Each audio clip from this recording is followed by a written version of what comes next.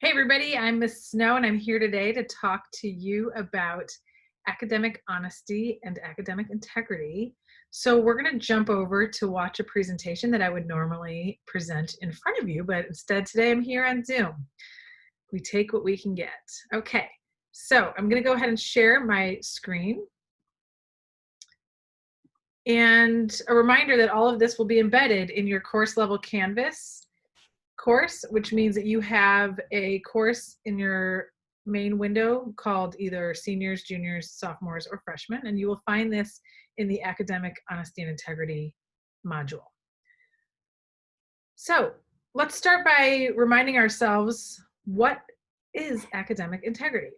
I like to think of it as, if you created something, you would want credit for it, right? So we want to offer the same respect when we use other people's words, images, or content. You want to give credit where credit is due. I like to start with a real life example. Here's a photo of seemingly harmless pigs in a trunk. I took this photo in 1998 when I was a volunteer in the Peace Corps in Bulgaria. And I used photography as a way to talk to my students about how I was seeing the country. And when I came back to the States, I continued discussions about other assumptions we make about cultures by using this photo, and it was a really great conversation starter. Well, a few months later, the returned Peace Corps volunteers decided to make a calendar to raise funds for various causes around the world. And so I submitted this photo and it was accepted and distributed in a calendar. Again, this is probably 2004 at this point.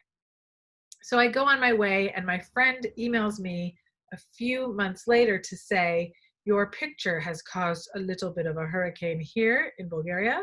And lo and behold, the excerpt of it from the calendar had been published in this paper with a scathing article about how it represented how Americans treat other countries. Okay, so the headline here is Tova e Bulgaria, according to American Peace Corps volunteers. I was devastated. I felt, oh no, they've misunderstood. And while this man had entire freedom to critique and review and say what he wanted to say about my work, I was very upset. And so I experienced a tiny little bit of grief over this. I just felt like I was misunderstood. And so there was a little back and forth. And I had established a little bit of a internet paper trail regarding my feelings on this photo. Now you might wonder, why is she telling us all of this? What does this have to do with academic integrity and academic honesty?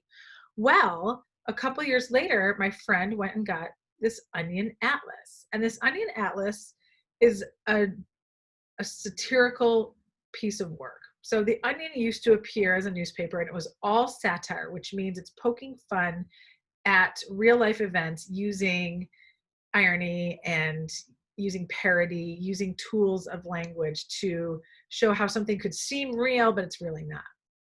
So if you flip to the page on Bulgaria, you would see that they had actually included my photo. Now, normally I would be thrilled. I would be thrilled. I said, oh, I love the Onion. At that time, I was teaching English. It was one of my favorite pieces to use when teaching satire. And so I was both thrilled and devastated to be included because I had already had some grief over this photo. And I was afraid that Bulgarians might see this and think, oh, there she goes again. Now she's making money off this photo. When in fact, the Onion did not ask permission to use it. And that's where the academic integrity piece comes in. All of the things we're going to talk about today are not just for school. It's for beyond. When you move out into the world, you could end up in a sticky situation. The Onion, in this case, made a bad choice to publish this without my permission. Had they simply Googled pigs in a trunk back in 2007, they would have found the back and forth about this article, and they could have very easily attributed the photo, which means I wouldn't have been so offended when it went to press. I probably would have charged them a nominal fee to use it. And in fact, I ended up settling out of court and making a little bit of money off their mistake. And so the lesson here is, when in doubt, search. You don't someday want to get your company in trouble by not following the proper ways of giving attribution to a source.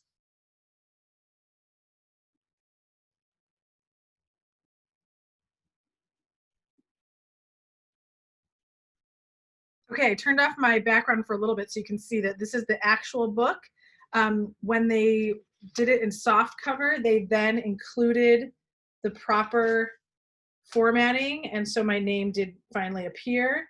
And again, that was one of those issues where it could have been done correctly from the get-go, and it wasn't. And so, they